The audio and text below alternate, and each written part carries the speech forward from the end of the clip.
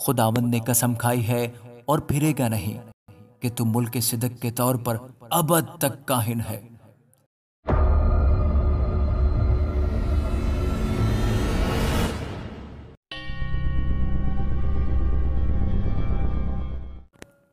यहोवा ने मेरे खुदावंद से कहा, तू मेरे दाहिने हाथ बैठ जब तक कि मैं तेरे दुश्मनों को तेरे पांव की चौकी ना कर दूं। खुदावंद तेरे जोर का आसा सयून से भेजेगा। तू अपने दुश्मनों में हुक्मरानी कर। लश्कर कशी के दिन तेरे लोग खुशी से अपने आप को पेश करते हैं। तेरे जवान पाक आराइश में हैं और सुबह के बतन से शबनम की मानंद। खुदावंद ने कसम खाई है और फिरेगा नहीं कि तू मुल्क सिदक के तौर पर अबद तक काहिन है। खुदावंद तेरे दाहिने हाथ पर अपने कहर के दिन बादशाहों को छींट डालेगा। वो कौमों में अदालत करेगा और लाशों के ढेर लगा देगा और बहुत से मुल्कों में सरों को कुचलेगा।